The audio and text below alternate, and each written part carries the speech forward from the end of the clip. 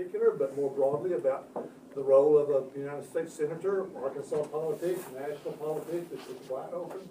But let's give him a chance for opening remarks, and then y'all can throw questions at him. Absolutely, that'd be great. So first, thank y'all for having me. And I want to especially thank Hal Bass, because he's been after me for years to come to campus and do it. My schedule's always kind of crazy, but thank you for your persistence. And we bumped into a student out there on the grounds, and I asked her if she was going to be in this class, and she said no, but it was my favorite class I ever took.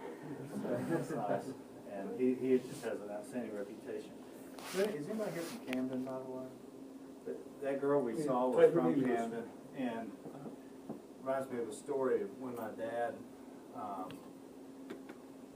announced that he was going to retire from the Senate back in '96. They had a sheriff down there named Ben Garner down in Ouachita County. And so Ben Garner was sheriff. And so anyway, my dad announced his retirement, and I said, Dad, I've got an idea. I said, look, your father was sheriff of Ouachita County. Your grandfather was sheriff of Ouachita County. Your great-grandfather was sheriff of Ouachita County. You need to move back to Camden and run for sheriff of Ouachita County. He said, I couldn't be Ben Garner. So anyway, hey, let me just start with an offer, and that is, I know we have one former intern here, right? Are there more, or just you right now? And we have an intern coming this summer, Rebecca Johnson, who's not here, right? Rebecca Johnson. She's coming the second session, so I would hope that next summer, assuming I'm back, and I think I hope we'll be, I'd love for you all just to continue to apply and try to do that. It's a great summer. Do you agree with that? Yes, sir, I do. It was so fun. Okay, good. Great summer, and we're starting up there in, what, like 3 weeks or something. So anyway, but it's too late for this summer, but next summer it'd be great if you all would apply if you're interested. And the other thing is, I would love for anybody and everybody here who likes politics and who wants to get involved in my campaign. We're always looking for volunteers. We have a statewide headquarters in Little Rock. I don't know what everybody's doing over the summer, but some weekend time or come in and help for a week or whatever. I brought Amy Schlesing with me, who's one of our press people, and she travels with me pretty much all the time. So she could kind of download with you on what all that would be. But I'd love for you all to come and volunteer and help and get involved and really make a difference. So thank you all for considering that. And also, I guess, all y'all are registered voters in the state of Arkansas. Most of you are. I'd love to have your vote as we go through this race. Let me just talk about a few sort of common questions. One common question I get from young people is, how did I get in politics? Well, I grew up around it. And, you know, here I am walking into the John McClellan building. You know, my dad ran against John McClellan in 1972. It was one of the big epic battles ever in Arkansas Senate race history, and my dad lost in a runoff to Senator McClellan. John McClellan was a force here in Arkansas and a force in Washington. If you've ever read the book Master of the Senate, that I would recommend. If y'all like to know about the Senate, the history of the Senate, and sort of how the Senate can work and should work, there's a book by Robert Caro named Master of the Senate. And it's about LBJ. He's the master of the Senate, LBJ. Lyndon Johnson, when he was Senate Majority Leader. This is a book about his Senate years. But one of his colleagues was John McClellan, and he tells a story in the book about how when Joseph McCarthy was kind of raging, and McCarthyism and all that, one of the things that LBJ realized he needed is he needed a couple of strong senators on each one of Joe McCarthy's committees to sort of box him in and kind of neutralize McCarthy in the committee so that he wouldn't take over and dominate the committees. So LBJ put two strong Democrats in every one of McCarthy's committees. Isn't that interesting, to sort of contain Joe McCarthy, except for government operations, because government operations, he had John McClellan. He said, one's enough there. I just need one to go after McCarthy there, because McClellan was a very, very strong senator. But anyway, the reason I mention this building is because my dad ran in the '72 Senate race and lost to Senator McClellan. That was John McClellan's last election. He died in office during that 6-year term And when my dad was governor, my dad appointed a guy named Canister Hodges out of Newport, who's kind of still around up there. He's still kind of a Renaissance man. He's like a Presbyterian minister, lawyer, farmer, businessman. Used to be on Walmart's board, by the way. But anyway, Canister Hodges is a long-time friend of ours. But anyway, so then my dad ran for that seat. And I'm actually in the McClellan seat, too. My dad was in it for 18 years. Then there was a gap where Tim Hutchinson was in it. And then I'm in it again now. So anyway, how I got involved in politics is basically, I just kind of grew up around it. I just, you know, something that I've known, and I can't say I've always wanted to be in politics, but there was definitely a time when I was about your age when I decided I did not want to be in politics. I went to law school and kind of decided I just want to practice law in Little Rock, which is what I was doing. And it's kind of a long story, but in the 1990 race when my dad ran for re-election, that would have been his last re-election, I was going to take a little leave of absence from my law firm and help him, and it just turned out that he did not get an opponent that year. He didn't get a Republican or Democrat or Independent or anything that year, so he didn't have a re-election campaign. He was automatically in, you know, re-elected. And so I had kind of had in my mind I was going to be helping him on his campaign. Well, it turned out my state rep in Little Rock didn't run for election. She decided to go work internally in the governor's office, Governor Clinton's office, and so I ran for state rep. And you know, that's just kind of how politics is these little circumstances sometimes. But that's how I got involved. So I've been in the State House Representatives for 4 years. I lost a statewide race in 1994. I ran for Attorney General and lost. 4 years later, I ran for Attorney General and won. And I was really, that's a great office, by the way. If any of y'all are ever thinking about going to law school or thinking about working for state government, the Attorney General's office is a great office. So I was really happy there, but I looked at the Senate race in 2002 and decided to run and won that race. So I've been State House of Reps, Attorney General, and now Senator for 11 years. So that's kind of how I got started. We can ask more about that. Being in the United States Senate is an incredible privilege. It's an amazing office, and it's an amazing sort of life experience. But one thing about being in the Senate is every single senator can make a difference. And sometimes when I'm in these meetings in Washington and I have these foreign dignitaries come in, I have like these ambassadors, or it could be a prime minister, or it could be a businessman or somebody, some prominent person from overseas, and they sometimes will come in and want to meet with us, and I'll sit down and meet with them. And invariably in those meetings, usually late in the meeting, they get a little twinkle in their eye, and they'll say, "You're from Arkansas." And at first I always thought, well, they're going to say something about Bill Clinton, right? Because everybody knows Bill Clinton's from Arkansas. But what they say is, I'm a Fulbright scholar, right? And here we are in John McClellan's building, but Senator Fulbright was another incredibly strong senator. He was chairman of the Foreign Relations Committee, still to this day, longer than any other senators ever chaired that committee. And they still call the Foreign Relations table where they meet is really a little bit smaller than this table. It's in the Capitol building, and they call the chairman's chair in that table the Fulbright chair, because he was the chairman there for so long.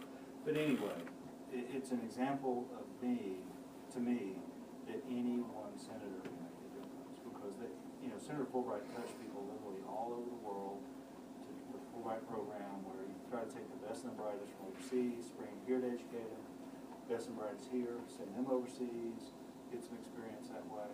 And just that, it's kind of soft diplomacy, where you just have this exchange of ideas and exchange of experiences, and it pays huge dividends. So we see that every day.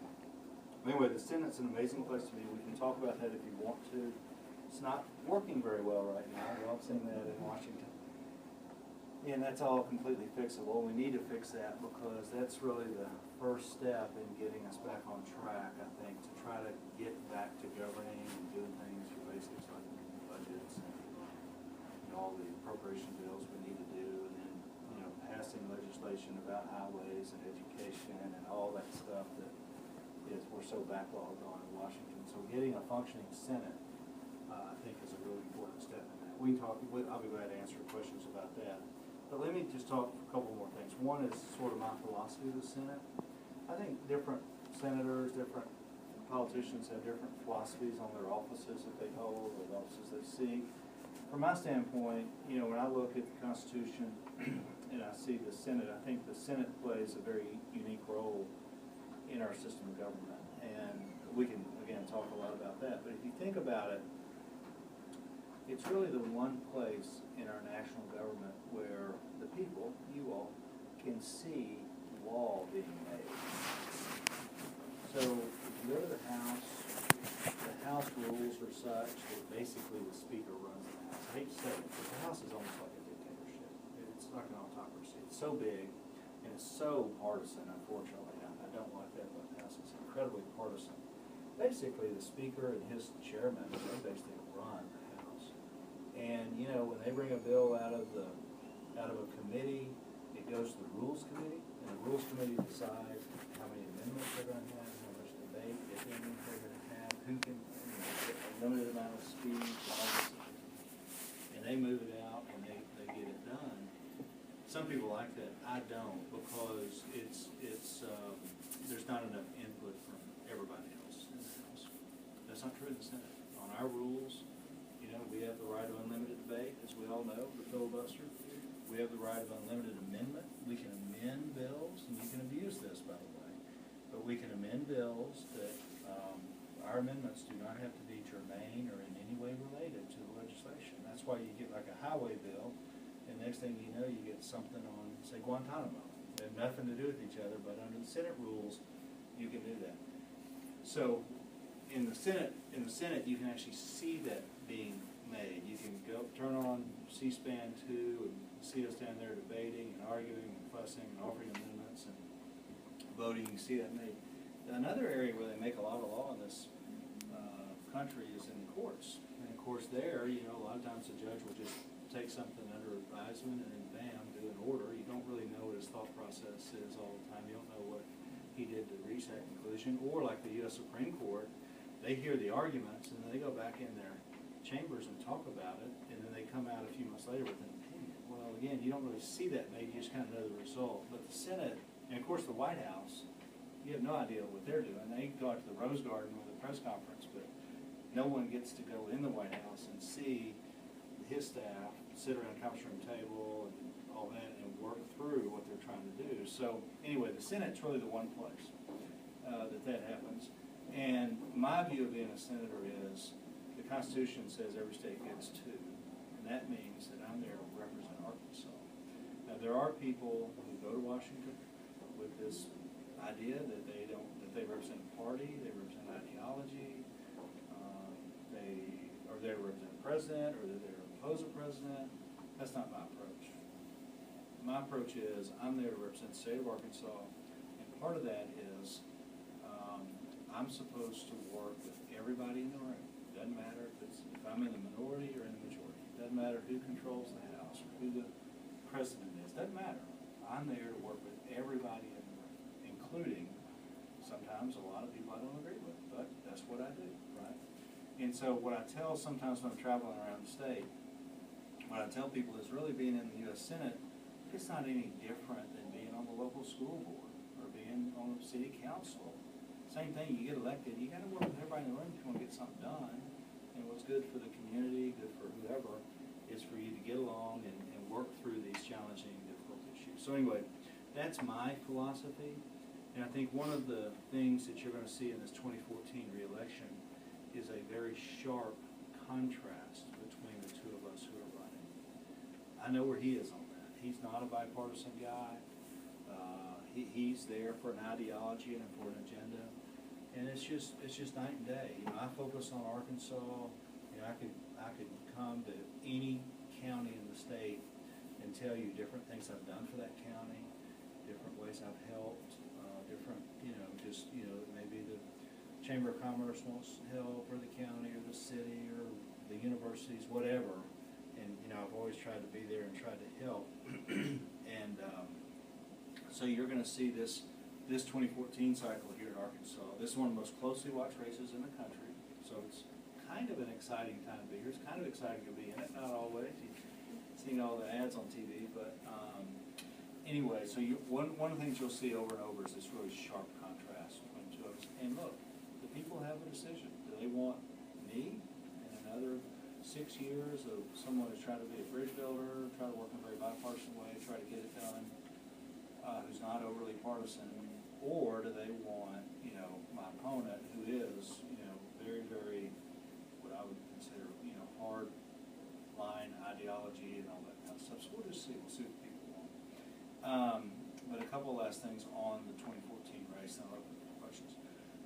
One thing you've noticed if you're on the television set is that there have been a zillion TV commercials already in this race. They started running ads on me in February of last year, not February this year, but 14, 15 months ago, they started running ads. And they've already spent about $6-point-something million, the outside groups have, to run ads. Most of those have been against me. Some of those have actually been for him or whatever, but most of those have been against me. And that leads us to the point, I know y'all talked about this, the Citizens United world we live in. Y'all talked about Citizens United. And there's really two things you don't want with money in politics. You don't want unlimited money, and that's what Citizens United does. You don't want secret money, and that's what Citizens United does. So really, the Supreme Court has done no one any favors here. I really hope the Supreme Court will revisit this and understand the cancer that happens here. And also, I'm a big guy on campaign finance reform. I've always supported campaign finance reform. I think we need more transparency and need more and better laws, but you have to remember that all of that so far has been about campaigns and candidates. So every quarter I file a disclosure of how much I raised, how much I spent, what I spent it on, details, which is good. We need that. And we even would need more of that, change some of the structure. But in the Citizens United world, we've never really tried to regulate that and bring the transparency or bring any sort of reporting requirements or whatever to them. Or if we do, it's very minimal. So, I would love for the U.S. Supreme Court to revisit that. I would hope that they would look at the 2012 cycle, 2014 cycle, and see what Citizens United has done. And it's not good for anybody. It's good for TV stations. It's a good time to own a TV station in Arkansas, by the way. But really, other than that, it's not good for anybody. And it's interesting also, if you look at 2012,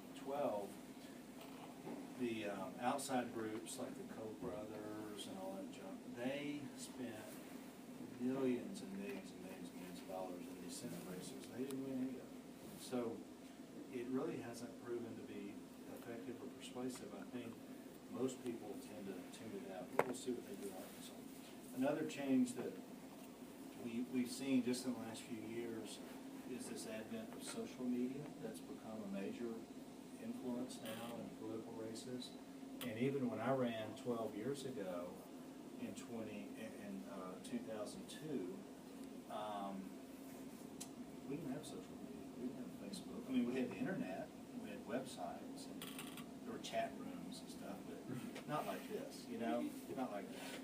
So in a way, this has been good in the sense that it really does in some ways kind of democratize things, but also another way, as y'all know, you can put just total junk out there and there's no filter. And so, it's just kind of this new world that people are trying to figure out. And of course, everybody talks about what President Obama did in his 04 and 08 races, because he was ahead of everybody on a lot of this. But the truth is, the social media world is maturing. It seems like every year there's a new sort of format out there. Like right now, maybe it's Instagram. We didn't have Instagram. What is it? 3 years old, 2 years old, something like that. So probably in the last election cycle, Instagram was nothing. But now you need Instagram. And all. I mean, you can go down the list. Facebook. 5 years ago, nobody had ever heard of Facebook. Bam! Now every campaign has Facebook. Things like that. So anyway, some of this is amazing, but it does create sort of challenges. So what it does for Amy is, back in the old days, someone like Amy would basically do press releases, talk to local TV, local radio, local newspaper. That was it, right? Now in today's world, it's this, because social media, it's just, like I said, it's kind of democratized everybody. And now, as you know, everybody's a political expert now, right? Have you noticed that? So anyway, so it creates challenges. It's overall good, but it creates challenges. Last thing I'll say, and then I want to open for questions, leave plenty of time for questions, is a lot of people ask me how I win this race. Well, I think the way I win is just making it about Arkansas. And I think that is what it's about. I think at the end of the day, when the voters go to the polls, they'll have, like I said, a very clear choice, and they'll know my track record and how I try to focus on Arkansas, and they know that my opponent is going to do everything he can to try to nationalize the race. If you looked at all of what they've done, they try to make it about President Obama and Obamacare and whatever. And that only tells, a little part of the story. Of course, what they do, of course, is they manipulate all those numbers. Like I believe the president 95% of the time, which is not true. But anyway, they manipulate those numbers and come up with these numbers that really you can't. They don't hold water when you really get down to it. But if they say it enough, people believe it. That's why they keep saying it. But anyway, we'll make it about Arkansas. I think that's what all these Senate races should be about. It's about the home state, trying to meet the needs of the people who can best represent the state. And I think, like I said, this year we have a real clear choice. So I'm excited about it. I look forward to it. We've got a big campaign. Again, we can talk about some of those mechanics if you want to. So why don't I just stop there, and I'll open it for questions, and be glad to answer any questions I might have. Who wants to go first? What? Go ahead, Neil. Oh, well, since you started running for government office back in the early 90s into now, what is one thing that you've really learned and changed in your campaign strategy? Well, I think the technology changes all the time. You have to do that, and we live in sort of a technology world right now. But really, the one thing that hasn't changed is these races are still about people.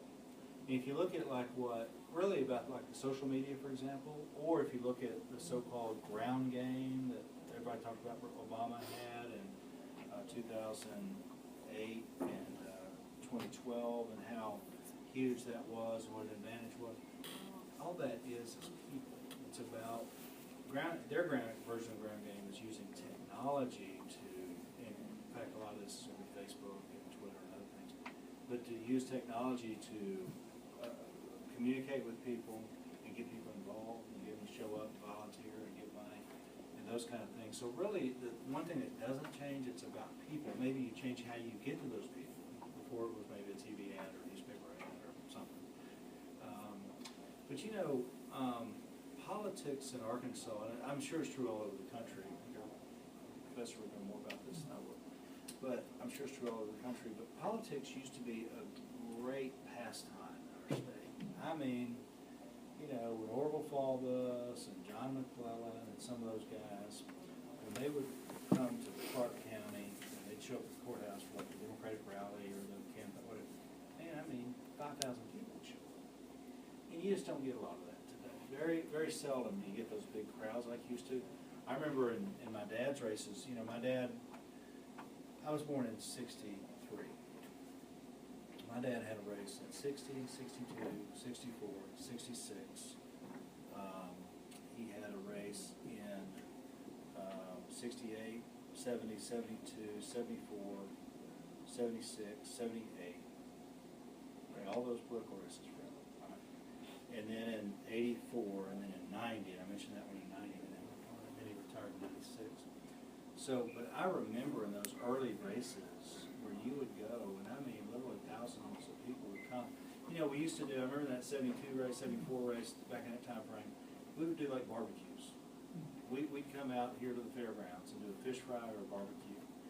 And we'd get a couple thousand people come out and eat fish and eat barbecue, and my dad would speak, and maybe other people around would speak. I don't remember the whole deal back then, but yeah, I mean, you'd go. I remember the Saline County Courthouse used to be the last stop that everybody made. They did it on the Monday before the Tuesday primary, And in fact, I saw Jay William Fulbright give his last speech there. He got beat by bumpers that year, then governor bumpers that year. So anyway, that has changed some. It's not quite, probably for a lot of different reasons, because of television. It was kind of entertainment in some ways back then. It was a big deal when a governor, or senator, or congressman would show up in your hometown. You went out there to kind of pay respect. But anyway, it's just changed now. So that has changed. We live in a political culture now that's different than it used to be, and there are a lot of factors in that. But we still will have about 800,000 people vote this year in November, which is good. About 800,000. It's going to be a presidential year. It's a little, between 800,000 and a million, so it will be a lower turnout this year, but all year we'll get a good vote this year. And we have pretty much everybody that's on the ballot, as you all know. We've got 2 open congressional seats, which are huge. We have a very contested congressional seat in the first district, by the way. Democrats have a good candidate. Rick Crawford's the incumbent. Then you have a contested Senate race, contested governor, lieutenant governor, attorney general, and pretty much all those constitutional offices. So it's like, and then not to mention your county judges, your sheriffs, your state reps, state central. So everything's on the ballot this time. So we should have a big turnout. Yes, sir. I've got a question related to campaign strategy. We all know that kind of midterm elections have less voter turnout. And over the years, what has been one of the most effective things you've done to kind of mobilize voters? Well, I think that there's always an effort to try to get young people to register to vote. And I disagree with some people on this, okay? But I've heard people say in Washington that are, real people, knowledgeable people, that basically if you don't vote, you don't matter, right? So like, young people don't vote, well, they don't matter. You shouldn't pay attention to them. I disagree with that. I try to get every vote I can, right? I try to reach out. Even people who didn't vote for me, I'm still their senator. They maybe never voted for me, but I'm still their senator. And I feel like that's what it works. So, but I think, voter registration is going to be big this year. But then, if you look at the new people who you register to vote, there's only a fairly small percentage of them that actually go vote. So trying to get those new people to go vote is big. And then, there's there's formulas on this, basically, that if you look at higher income people, very, very high percentage of those folks vote. And you go down the income scale, and you get less and less voter participation. And of course, Democrats do better in the lower, say, 2/3 of that scale than Republicans are more up here. Not always, tend to be. So what we want to try to do is get more and more of our folks out to vote, which is younger people, women, lower income people, minorities, so, we have sort of a set of demographics that we're looking at to try to get them. And we've got different efforts going on to try to do that. Who else has one? Yes, ma'am. Over the last few weeks, I've gotten to visit with different political consultants like Micah Strother and the Markham Group, and what impact would you say that those organizations and consultants have on the campaign, and is the nature of that changing? That has changed a little bit. There's always been political consultants, pollsters, fundraisers, things like that. It's changed a little bit. Just kind of the structure of that has changed some. But those are both great. Micah does a lot of fundraising for me, and she's great. If y'all don't know her, she's a Ouachita Baptist grad. She's very proud. She has like her little OBU coffee cup. But anyway, she's a real all-star. She's very, very good at what she does. In fact, I have a national fundraiser and I have a state fundraiser. Micah's my state fundraiser. I talked to my national guy. I said, all right, you work with a ton of these state fundraisers. How good is Micah? He's like, she's like far and away the best one. And she is. She's great. And then the Markham Group is good. And those cast of characters changed. When I was in the state legislature, when I was Attorney General, there was a guy in Little Rock named Bill Pascal. And Pascal used to be kind of a local political consultant. Matter of fact, there's Randy Thompson used to do a lot of that. And some of those guys kind of cycle out. When my dad was running for governor in '74, we hired an old ad firm named Mangan, Rains, Ginnivan. Remember Mangan, Rains? They're the ones that designed the Pryor logo, the red, white, and blue state. They designed that. But Mangan, Rains, they did Frank White's race and a couple other races. They hadn't done a political race. I don't even know if they're still they had done a political race in years and years. And so those folks kind of come and go. Now, of course, we have a few Republican firms in Little Rock. We've always had some of those. There's probably more now, because what you get now is there's more like former state reps that are Republicans and state senators. They get kind of term limited out, or people that maybe used to work for Mike Huckabee or something, and they're looking for something to do. So, but it's still, it's still good. And those guys, a lot of them are pretty good at what they do, and they know Arkansas politics. So we don't use Markham, or we don't use anybody else. We just use Markham for this.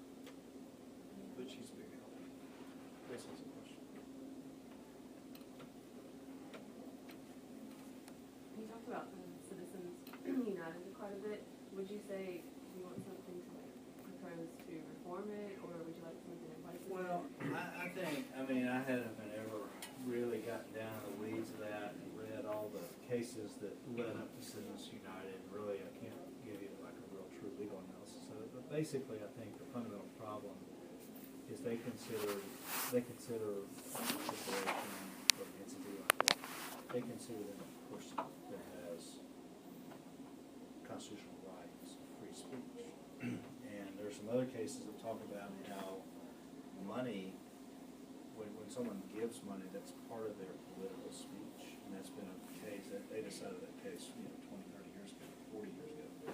So anyway, these cases all kind of build on each other and they're interconnected, but I just disagree that a corporation or someone like that would have the same rights as you do. They're not a person. They don't get a vote. The Constitution doesn't say that. I just disagree with the Supreme Court on that. And I am not one that wants unlimited campaign contributions. There are some people, mostly on the Republican side, they want unlimited campaign contributions, no limits at all, just total disclosure. I disagree with that. I think that there should be some limits, and I think that if anything, what you need to do is simplify the DC system.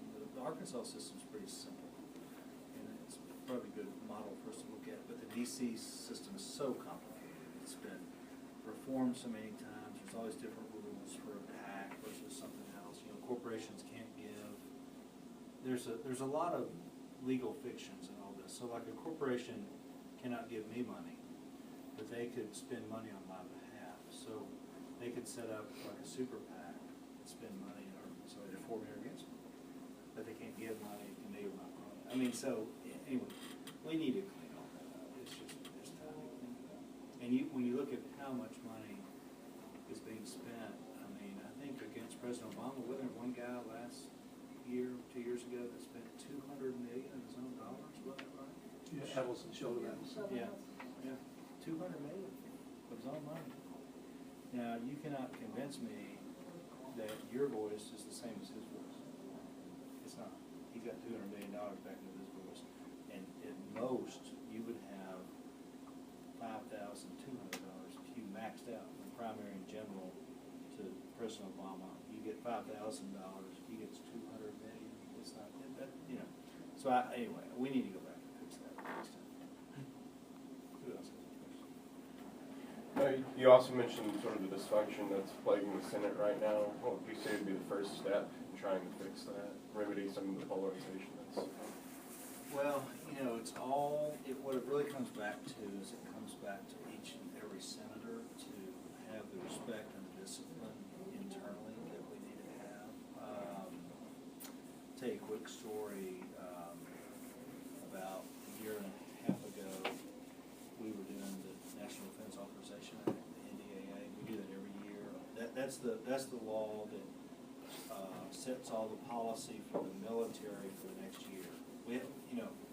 We have the policy like the NDAA, but we also have defense appropriations as the money. So we kind of separate the policy and the money up there. But anyway, so we were doing the NDAA, and Senator Levin of Michigan's the chairman of the Armed Services Committee. Senator McCain of Arizona, as you all know, he's the ranking member, so this lead Democrat, lead Republican. They were down on the floor trying to get this done, and he kind of in these bills, you kind of get to a point where you talk to everybody, everybody's constantly doing their thing, and you've done a bunch of amendments. You kind of get to this point where you can see the light at the end of the tunnel, where you know, okay, if we take like 10 more amendments, we can get this done. And so they sent out what they call the hotline to all the offices and said, okay, this is what we're proposing. You know, we have votes on these 10 amendments, then we do final passage. In the Senate, by the way, because we have the right of unlimited debate, everybody has to sign off on that. If they object, then you can't get that agreement. And this has been one of the problems, is there's been a kind of deliberate, purposeful thing about not agreeing to anything, and so, you know, the Senate sort of stays in this kind of suspended animation. We can't ever get to the finishing unless you have a cloture vote and you need 60 votes and all that. So that's kind of what that. But anyway, what happened was McCain was on the floor with Levin. They sent out this hotline, and McCain got a message back from the Republican cloakroom that Senator Paul of Kentucky had objected. He objected to all these, and he was going to object to everything. And what I would tell folks in Washington, they'll get this: Tropical Storm McCain went to Hurricane McCain. Okay, he has a really bad temper. He's kind of famous for it. But anyway, McCain got pretty mad, and he shouldn't have. Because as it turns out, Rand Paul wasn't even in Washington, he was in Kentucky, and he was objecting. So it took McCain about 30 minutes, but to his credit, he came up with the right answer, and that is, if anybody has an objection, they need to come here to object to the floor. And so that's what he did. He said, I'll give everybody like 30 minutes to object, otherwise we're going to lock this in. Nobody objected. Of course, Rand Paul was in Kentucky.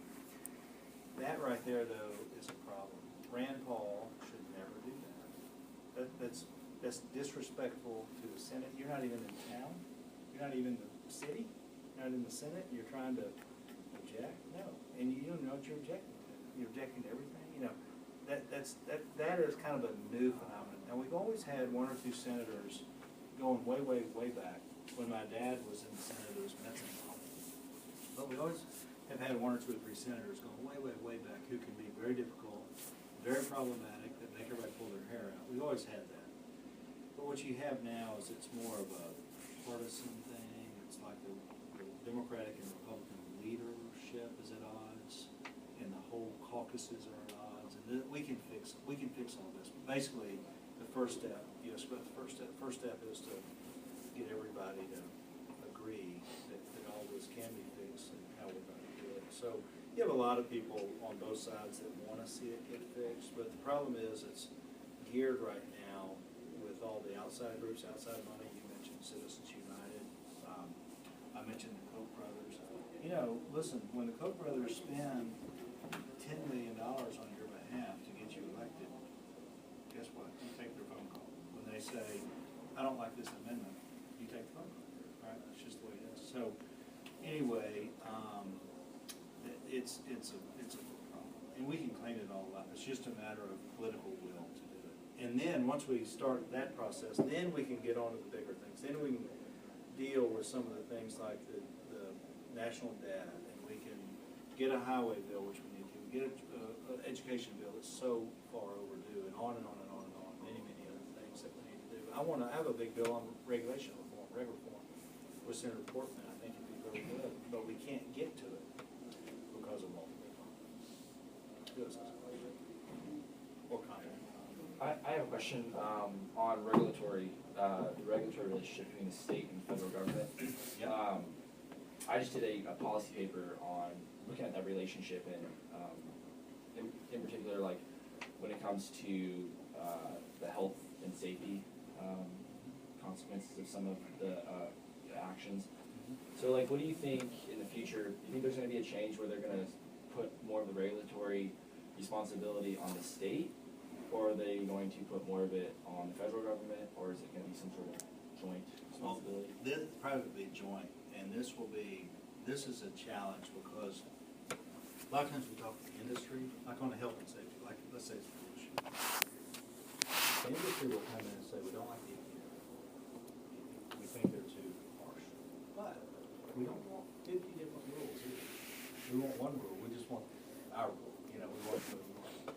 So it's this balance that we have to have where, one of the things I'm trying to do on regulation, it's a little bit beyond your question, but the Portman Pryor bill would modernize the way we regulate. One of the things is you do a cost benefit analysis, and that's not done right now. In fact, in some cases, in some instances, the federal law prohibits you doing a cost benefit analysis. I don't think that's good. I think you should always do a cost benefit analysis of regulation. But I think there's always going to be tension between federal regulation and state regulation. We're a federal system, so we got 50 states and they have their own jurisdictions and all that. And then you've got, federal government. But health and safety is a good case study on that, because like you talk to Tyson Foods, they're glad to have the food safety inspectors. They don't always agree with them, but they're glad to have them part of USDA, because they don't want one standard in Iowa, one standard in Arkansas, another standard in Maine. That would be chaos, right? So anyway, it's kind of this balance you just have to try to. Who else has a question? I've got a question. There's, 30 some odd Senate races this fall. And my question to you is, to what extent do you see Arkansas and Arkansas voters as like the rest of the country or less like the rest of the country in terms of their attitudes, values, behavior? Yeah, that's a great question, because I think that Arkansas voters have always been pretty stubbornly independent. If you look at our state, we have traditionally been a conservative Democratic state. And so when the Democratic Party, let's just say the 60s and 70s, moved kind of more and more liberal, Arkansas's party didn't really do that, not that much. I bet you that if you could go back in time, there may have been studies at the time, I don't know, but if you could go back in time and ask all the state house and state senate members in the, say, 60s, 70s, 80s, the questions on some of these hot button social issues like, abortion, whether pro-life, pro-choice, or, whatever they are. My guess is that the Democrats, the majority of Democrats in the state house, state senate would probably be pro-life. I mean, I don't know that, but again, you could look back and see, but at best it'd be kind of a split. And so I think the state Democratic Party has always done a good job of reflecting the values and attitudes of people. We have not, the state party and state politicians have not done a good job of really reflecting the national party. So I think that there's this kind of, like I said, this stubborn independence in our state. Democrats are Democrats, but we're not the same as the Massachusetts or California Democrats. We're Arkansas Democrats. There's kind of some pride about that. So you have that aspect of it. Now, I do think, though, that in today's world, because national media and whatnot is so important, that people here watch Fox News, watch MSNBC, and all that. So there's a more of a division, more of a polarized state electorate than we probably had in a long time. So in that sense, it is a little bit like the feds. But here in our state, our history is to vote for the person. And you can go back at a lot of different elections. I'm sure you'll talk about this sometime. But in our state, politics is still very personal. They want me to come to Arkadelphia. They want me to go to Forest City, which I did last week, and shake hands and go to the courthouse or whatever I'm doing, and ask people for their vote. And I think that in my race, I can't speak for all these other states, but I think in my race, that's one of the real advantages I have over my opponent, is because I've lived here basically all my life, and I've worked here, and even when I was a little kid, I traveled around and did stuff, and I know the state. I know the state, and know the people of the state, know the character of the state. So I think that gives me an advantage. And of course, when you do that, you have a lot of relationships around the state. So I have a lot of Republicans, by the way. This has happened to me in the last few weeks in Fort Smith and in Rogers. I had a lot of Republicans come up and say, "Look, I'm a Republican, but I'm for you. And here's why." So, that's encouraging to me. So, I don't know. In our state, a lot of it is about relationships. A lot of it is about sort of the individual and sort of their character and their person as a politician as an individual, you know, just whether you trust that person in your life. I do think in a lot of states, they kind of vote party line. Some states, I guess, have that law that if you hit the button or whatever, you vote for everybody. We don't have that. I'm glad we don't have that. We make people go down and make a decision on every race, and you see what happens. They do. They pick and choose, and they go for people they like. And that's why, you know, the coattail, I mean, there is some coattail, no question about it. You know, when President, you know, Clinton was around, you know, just by the fact that he ran strong in the state and carried the state local election cycles in 92 and 96, that helped Democrats here. You know, the fact that Barack Obama only got 37% of the vote last time, that helps Republicans here. I mean, there's a correlation, but it's just not, it's more of an influence rather than a lockstep, like in some other states. What other questions? I have one more question. Who wants to ask it? Okay, so for this election cycle, you're gonna focus more on, would you focus more on mobilizing Democrats' votes or reaching those independents or leaning just conservative people? Well, you know, I've always done really, really well with independent voters. And so, you know, I don't do well, by the way, all the time with all Democrats, you know, because I'm pretty moderate. And we don't have too many truly liberal voters here. We have some, and sometimes they fuss at me because I'm not liberal enough for them. But basically, my sort of, you know, folks that I really talk to and do very well with, and I think that's one reason why these polls have been encouraging in the last few weeks, and what the people in Washington just shake their heads, they don't understand, they can't figure out what's going on here, is I do well with independent voters. And somebody told me, I don't know if this is true, but somebody told me that they looked at the races, they looked at all the Senate races this time, and they compared it to Romney and Obama's numbers from this last cycle, that I do better with Romney voters by far than any other Democrat. And that's probably true. I do well with white, rural voters much more than Democrats do. I do better with male voters than most Democrats do. So, you know, all those things sort of, when you add it all up, that, you know, gives me a pretty good chance to win this race. But if we follow the national paradigm, that's kind of what you're saying, if we follow the national paradigm where, you know, people kind of vote based on their demographic, you know, sort of minorities vote Democratic, white people, white men vote Republican, you know, women tend to vote Democratic, you know, then if you start doing that, then I think, you know, in Arkansas you get different results. I think that's what the national news media wants to believe about Arkansas, but that's not the way we vote here.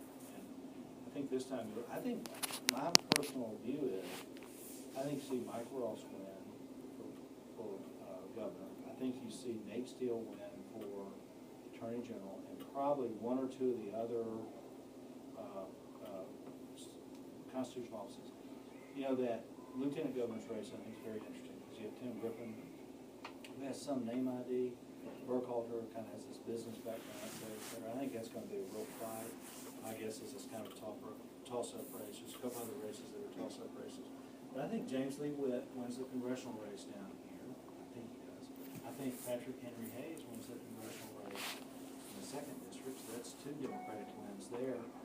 Now, I'm watching it, but I'm starting to see signs that the 1st congressional district race is going to be really, really tight. You know, Rick Crawford, and I work well with Rick. I'm not going to say a bad word about him, but he does not raise a lot of money.